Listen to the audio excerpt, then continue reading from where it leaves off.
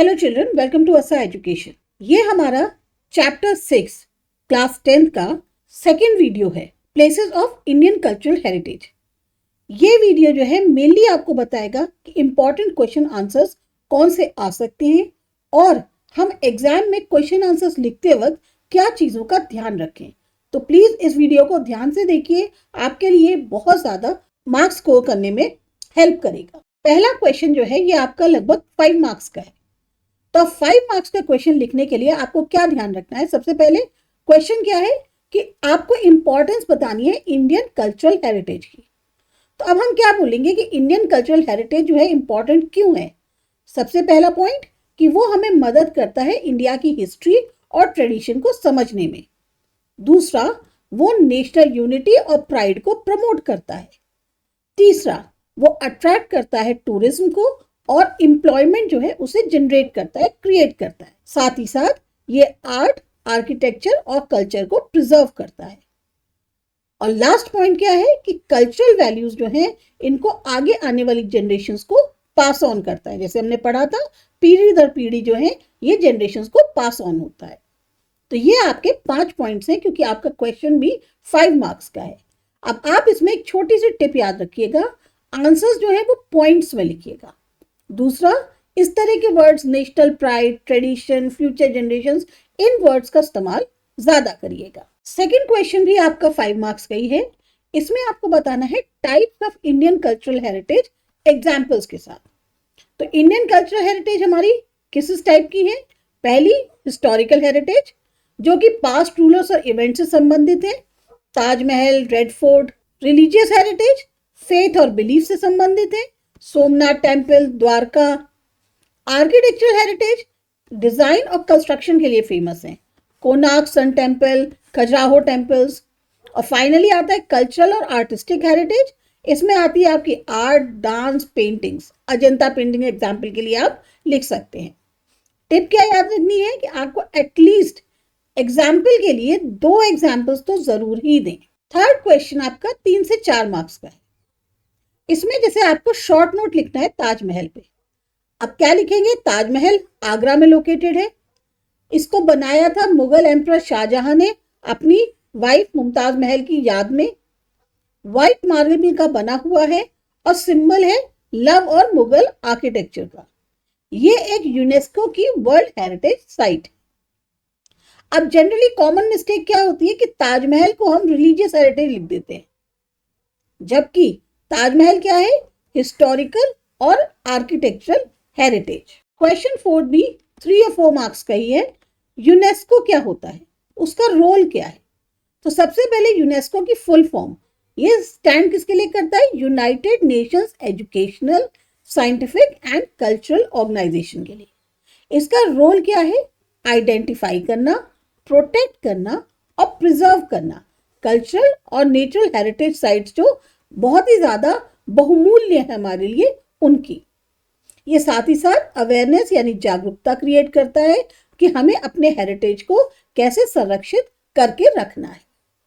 Exam में आपके लिए हेल्प करेगा कि सबसे पहले आप यूनेस्को की फुल फॉर्म को जरूर लिखें। इससे एग्जामिनर को लगता है कि आप खाली वर्ड ही नहीं पढ़ के आ गए हैं, आपको उसका पूरा मतलब भी पता है। क्वेश्चन 5 3 मार्क्स का है। कंजर्वेशन हमारे कल्चरल हेरिटेज की क्यों जरूरी है? तो कंजर्वेशन कल्चरल हेरिटेज की इसलिए जरूरी है ताकि हम अपने जो मॉन्यूमेंट्स हैं उनको डैमेज से और डिके यानी खराब होने से बचा सके।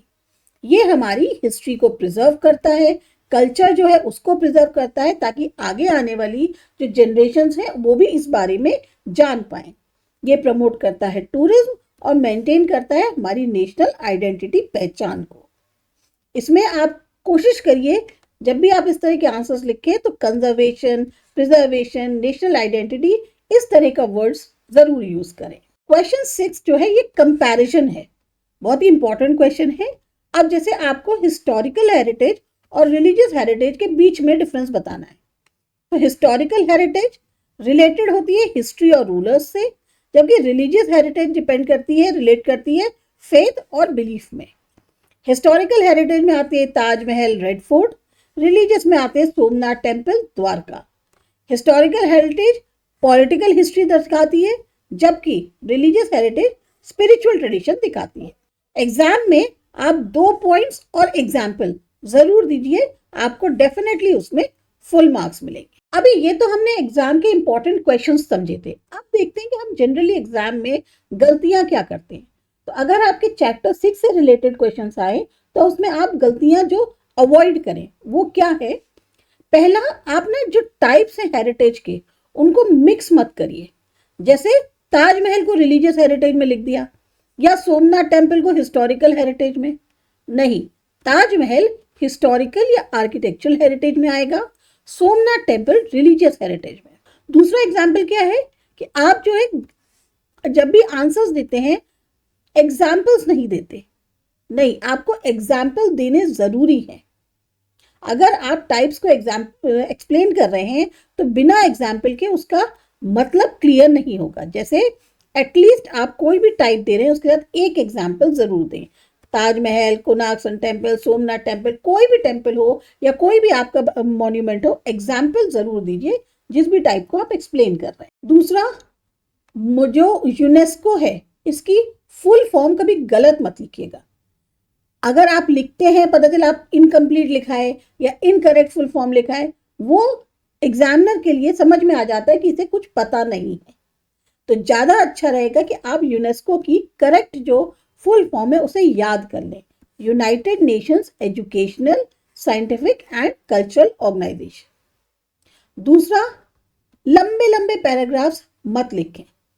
एक ही पैराग्राफ में आपने पूरा आंसर लिख दिया, नहीं, आप आंसर्स को जो है आइदर पॉइंट्स में या छोटे छोटे पैराग्राफ में लिखिए और प्रॉपर स्पेसिंग छोड़ के लिखिए। इससे क्या होता है, नीटनेस आती है आपके काम में और एग्जामिनर को समझ में आता है कि यहां से यहां तक उसका एक मीनिंग था, अब वो उसके बाद नेक्स्ट पॉइंट को कहने की कोशिश कर रहा है। पांचवी गलती क्या होती है, कीवर्ड्स को इग्नोर कर जाते हैं।